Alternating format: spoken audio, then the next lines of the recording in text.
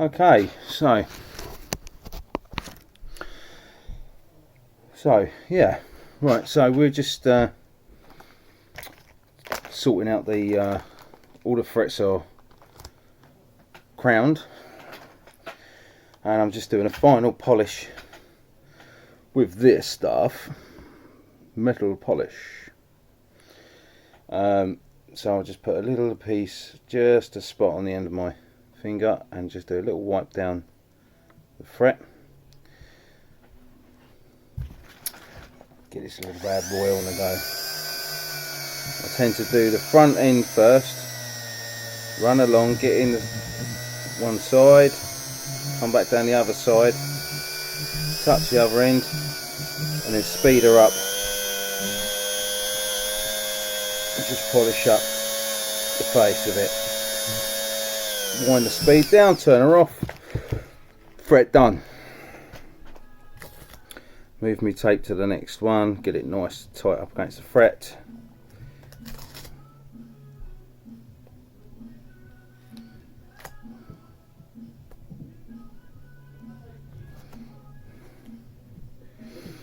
Same again, repeat.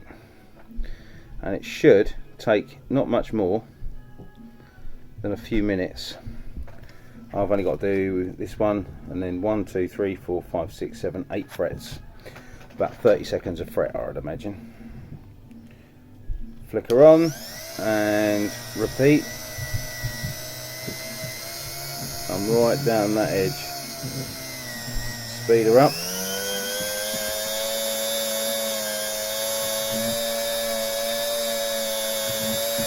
Oh, that already looks lovely.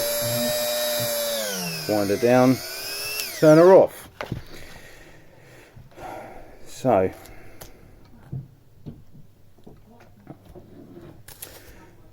I usually do 2 frets one side of the tape. Obviously there's 2 edges to the tape, and then I'll use the opposite side of the tape to do the next 2 frets, and that way I'm getting 4 frets for 2 pieces of tape, because anything that saves on tape can only be a good thing. Although I bought plenty of rolls of it because I've got a lot of guitars to do in a couple of weeks.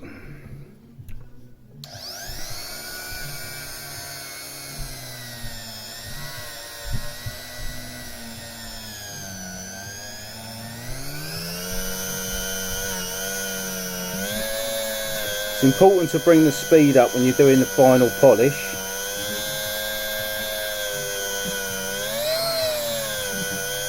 Because, in my humble opinion, it's mainly because you do less passes, and you want a little bit of friction just to warm the metal slightly, just ever so slightly softens it, but you don't want to too much friction, which is why you don't spend too long on it. You don't really need to. The reason being is you're going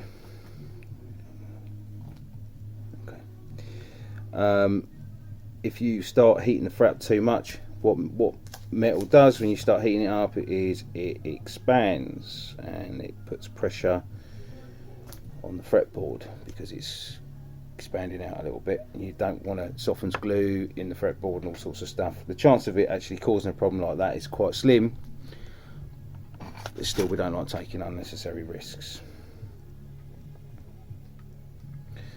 So we've got 1, 2, 3, 4, 5, this and 5 to do. See, flying for it.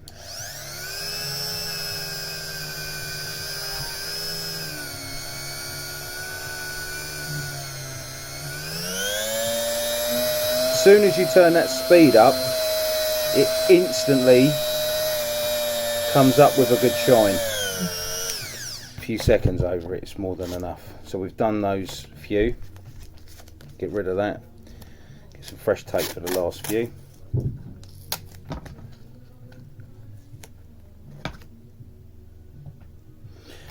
And then when we're done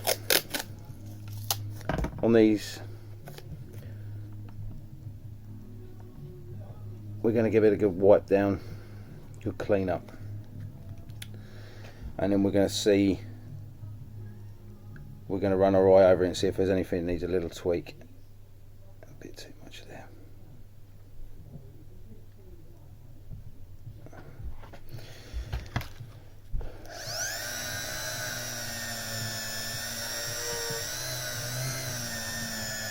Bit too much on there, it just froze it all over the place, you know.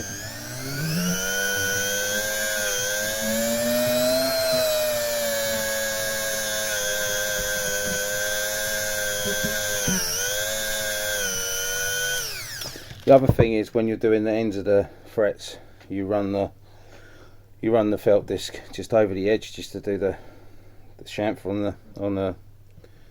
And what you're going to end up doing is burning your finish if you go around too far, if the speed's up too high. So we do it on lower speed to start, and then up the speed for the final face of the finish of the fret.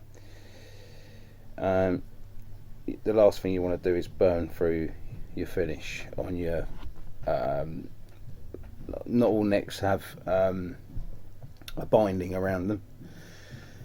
This one does, and I did catch it over there a little bit, and I did kind of take a bit of his finish off, but don't tell him. So of course there's some trial and error involved.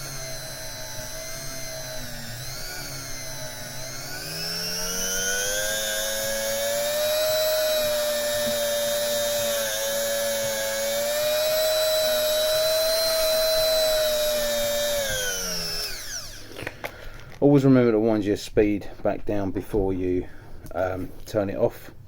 Main reason is you don't want to turn it on and do exactly what we were just talking about, burn your finish. Right. Yep, just polishing the last couple of your frets. Cool. And then we're going to have a final little check over it all, and then we're going to put some strings on it and you give me a shout when I'm set back, up your intonation. Yeah, okay, no worries. I've met most of it while Nan's out. Yeah, definitely, no worries. It's been singing along with Grant. Cool. By the way, do you know where the guitar stand that you have? Yep. Was by our bed, as in are you talking against the back wall. Are you talking about the one that takes 6? Yeah. I've moved it, and it's now next. It's now next to my monitor and stuff. So does that mean that we can actually use it? Yes. And it's easy to get to. Alright, well we'll stop.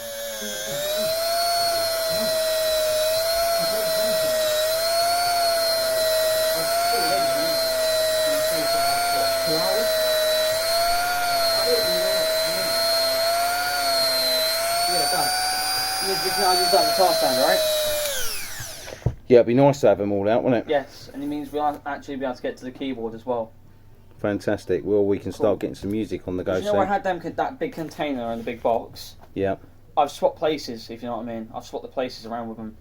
Okay. Cool. So it's actually easy to get to now. So cool. So we're going to start doing some music then, son. Yeah. Well, I'm going to have Grant over, so Grant knows how to play keyboard. Ah, that'll be good. Yeah. It's a nice keyboard as well as it goes. I told him, look, if you ever want to have a go on it, let me know and I'll set it up when you come round. Yeah, no worries. But no, we're going to get more stuff done, alright? Yeah, cool. Bit of motivation, it's good.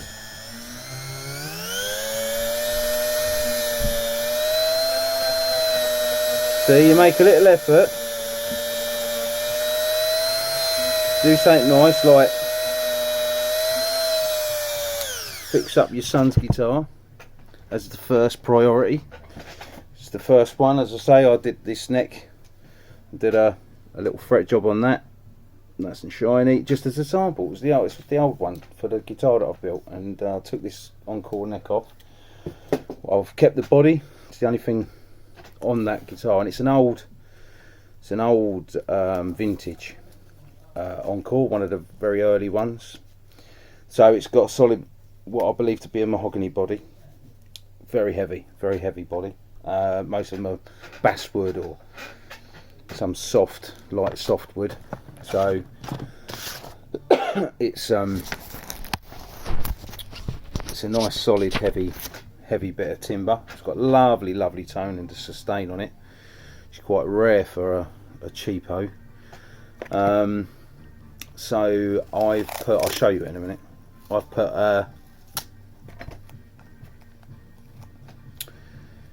Fender Squire neck on it. And if you took off the decals off the headstock, you wouldn't really know what it was. But I'm about to do a fret job on that, so I've changed everything on it. It's got Fender noiseless vintage pickups. You know what, Gaza? So it's got noiseless Fender pickups, very nice ones that I got from a really nice guy during lockdown in London, which kind of broke the rules, but so what. Roller saddles, new bridge, yet to do the nut, do a fret job on it. A few bits and pieces, but it's got roller trees on the headstock. It's got locking machine heads. Everything's gold. It's got a new pickup, new scratch plate pick guard. So I've yet to put some new pots in it and do some bits and pieces, but that should be playable, fully set up, fret job and everything within about, I'd imagine, yeah, I'll really rock out of it within a fortnight. Just trying to be careful what I spend at the moment, but so I'm just concentrating on the 11 guitars that I've got between myself and Curtis, which is three acoustics. This lovely acoustic that I've got from Alan, Chab Alan that I met. It was great. So yeah, we're just going to go through them one by one in order of priority. So Curtis's one's a priority. Last fret, here we go.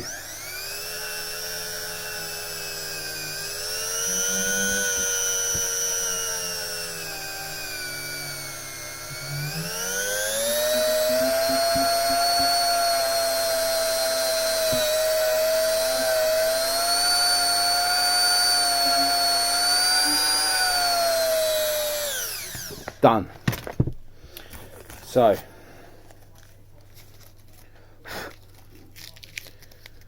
let me just, in and amongst all this crap, find a lid for me to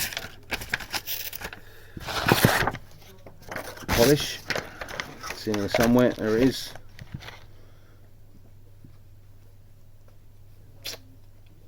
Let's give her a wipe over. At this point, just last thing to mention before we go too far forward is really give it a good wipe over, and the reason being is because we've been filing, so there's going to be tiny little metal file bits absolutely everywhere at the moment, and we don't want them in the bloody pickups, which is why we trust me, you'll regret it if they get in there.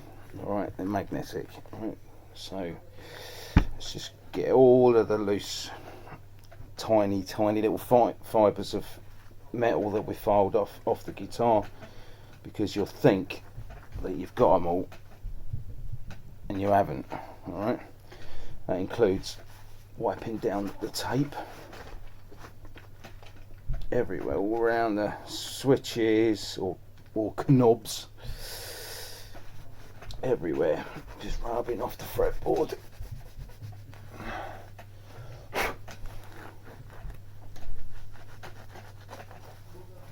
Well, I am going to do a few little more tweaks on this guitar before it's done. That's why I left it in this, because don't want it all in the felt of the neck rest. And what we're going to do now is just try and get as much of this crap out the fretboard as we can. Now just look at those frets. They are perfectly level and perfectly shiny. Look at those, absolutely stunning. And should be able to now get a really nice low action on it. So let's get all this tape off. Should come off quite easy.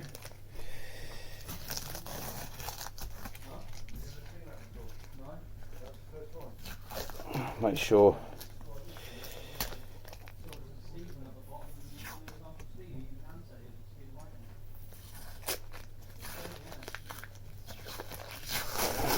let's get all this off.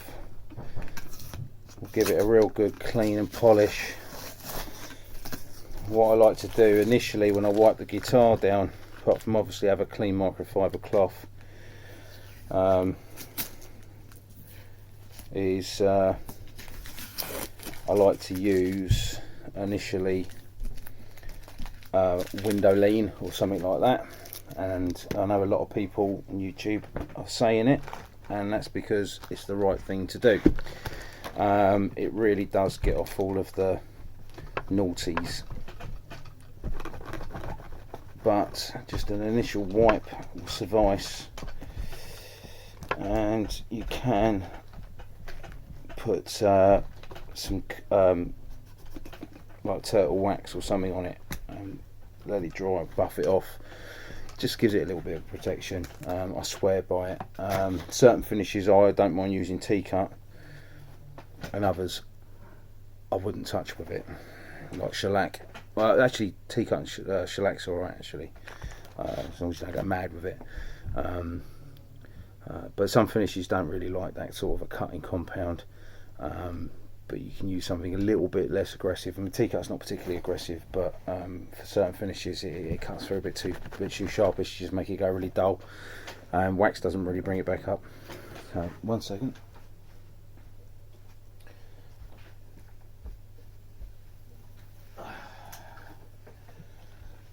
As I promised, a nice bit of window lean.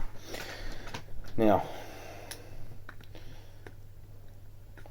what I generally like to do, what I'm more interested in at the moment, is the fretboard, because I want to get all of the crap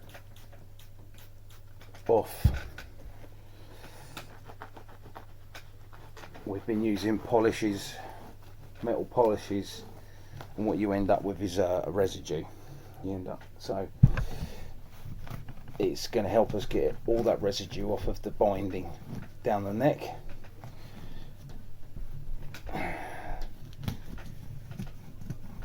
Right, looks absolutely beautiful, and we're just going to get the worst of it off. Now the good thing about window lean is it evaporates very quickly, dries very quickly.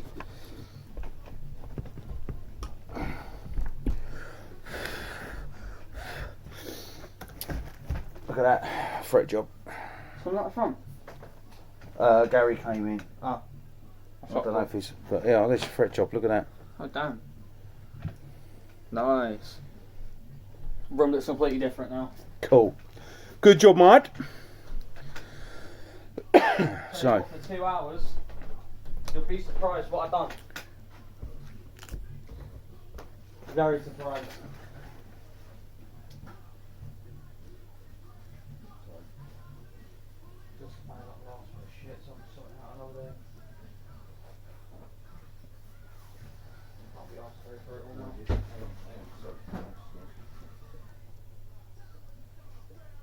Is there anything on there that you use like clean glass with? Yes, I've just. He's just asked me if I've got something to clean glass with. I've just put window lean on his bloody fretboard. There you are. I've just put window lean on your fretboard. Cheers. Alright. No, that's cool. It's just because I'm going to give the windows a wipe and stuff. But give me another 20 minutes and the room's all yours. Alright, no worries, mate.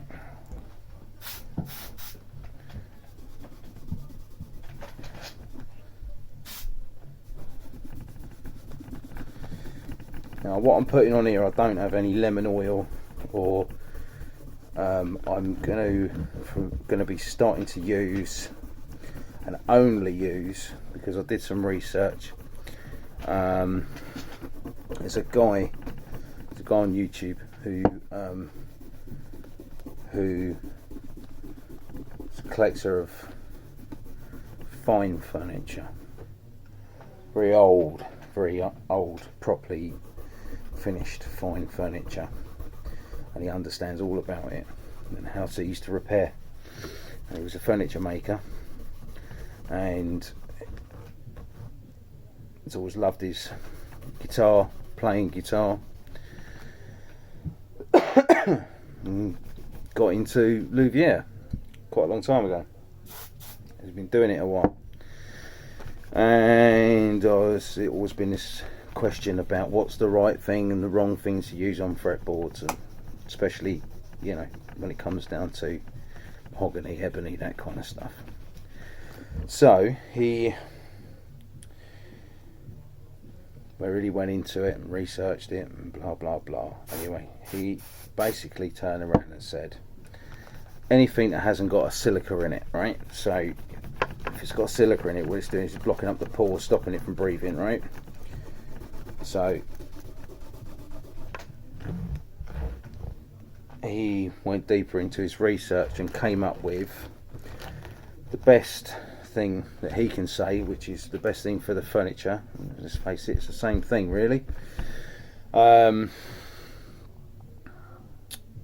He came up with almond oil, cold pressed natural almond oil. So as long as it's got no additives in it, and it is what it is, and he says it is the best thing for nourishing wood and putting natural oils in it. And a lot of these things out there have got all sorts of weird and wonderful concoctions, which some of them are absolutely brilliant, don't get me wrong, but I think the more the natural the better. I'm a carpenter, so, and I understand what wood really is. So as long as it hasn't got silica in it and it's got natural oils, enriching oils in it, I think you're alright. As long as you, same thing again, don't overdo it, right? If you're playing your guitar a lot, once every 6 months, twice a year, it's more than enough. Even if you're using, as long as you're getting all the crud off of the fretboard and you're keeping enough moisture in it, it doesn't dry. As long as it doesn't dry. If it dries, it's going to shrink, it's going to crack, alright? So I don't have what I need at the moment. I need to order some. So I wouldn't do it all the time, but I'm using this today, and it's Lord Sheraton leather shine.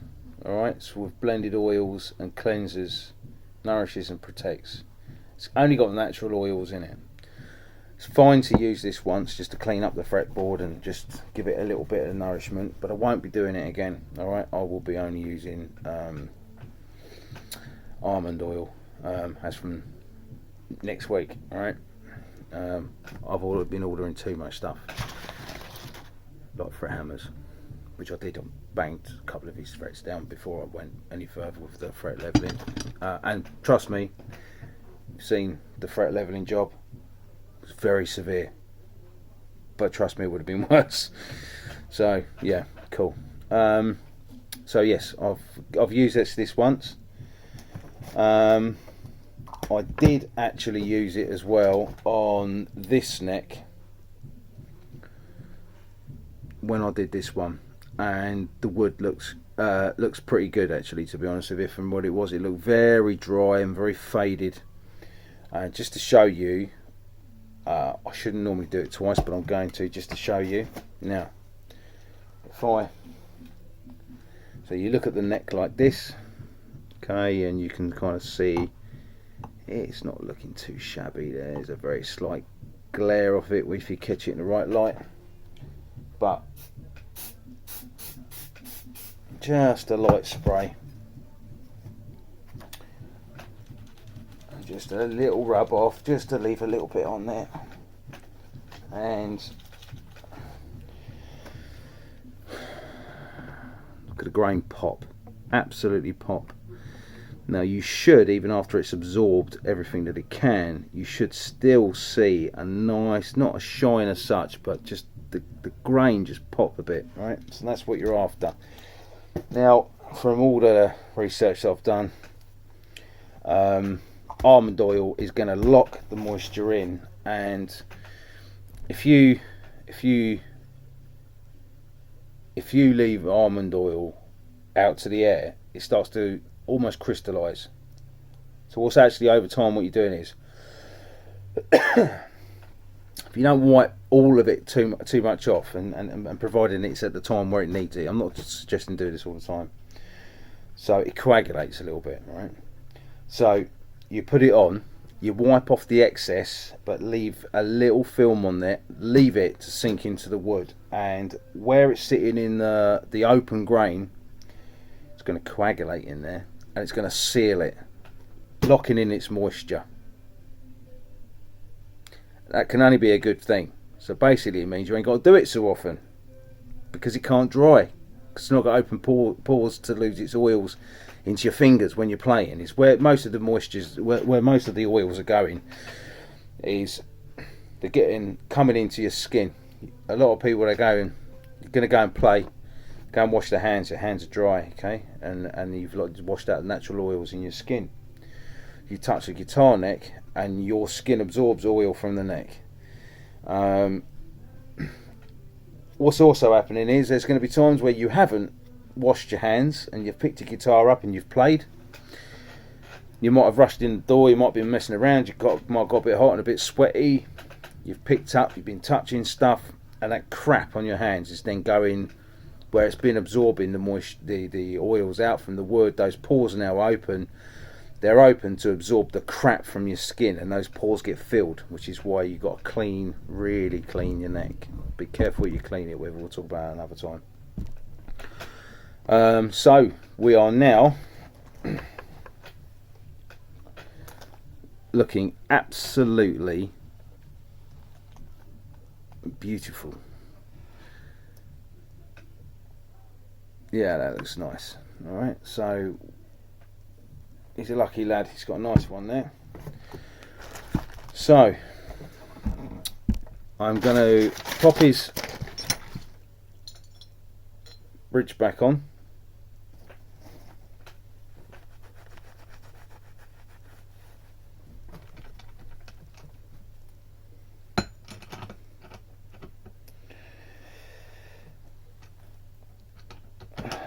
So just put his tailpiece on. That's a nice snug fit, that, and I like that. My early Gibson Epiphone, which is a USA one, not a China piece of crap, and as soon as I take my strings off, that tailpiece just drops straight out, and I like this. It's got just a nice little snugness to it. The bridge in itself, not so much. Not quite so much.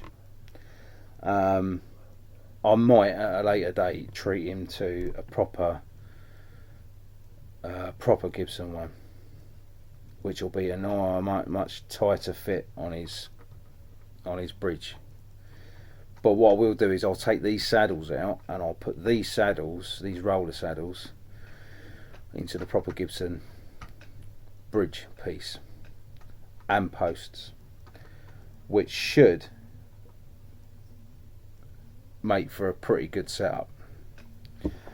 And maybe it won't be quite as good as my brain's telling me, but you know, if you don't try these things, you never know, right? So we just keep ploughing forward with that. So bridge is now back in. She's ready for strings. Curtis is right, he said earlier on, we don't have strings for it. I'm going to take them off of another Gibson copy that I've got upstairs, which is a very, very pretty guitar, I can assure you. I paid about £180 for it, very used, because I don't make them, I haven't made them for a long time, and it's a nice one. and she looks really, really nice and plays really nice. And but same thing again, every single guitar I own, as I've looked into this, I found out they need a fret job. And when you spend into the thousands on a guitar, they've had a proper setup and a proper fret job. But the cheaper, in the cheaper guitars, that's one of the reasons they're cheap, because they're beautiful pieces of wood. They're finished really nice, but they're scrimping on fret job quality machine heads. Sometimes they're pretty good actually. I can't knock them, but they scrimp on wiring, quality of pickups, which is why a lot of people are buying like an Epiphone, or they're buying, which I've got, or they're buying like a lesser, like a Gibson, a Chinese rip-off of a Gibson. And some of them, I'm telling you now, you put all Gibson gear on it, it's pretty hard to tell, to be honest with you, unless you've got a trained eye, you know what you're looking for, you wouldn't know.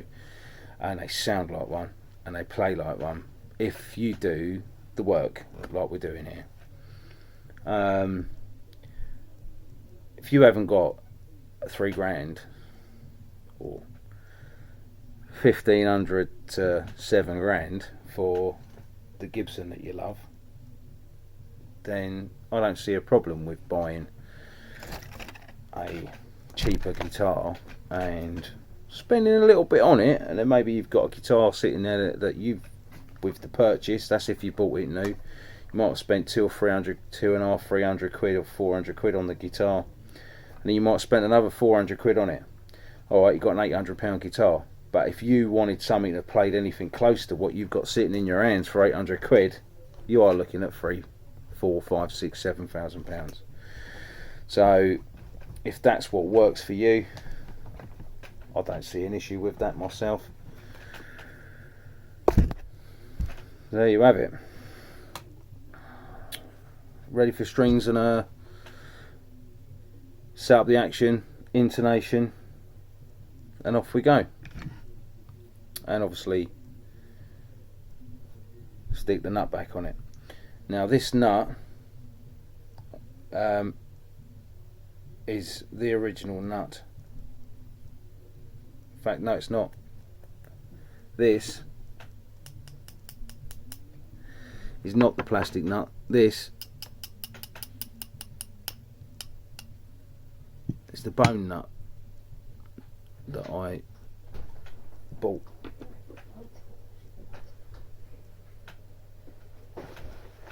You alright, Mum? Yeah, I'm fine, thank you. How is everyone, alright?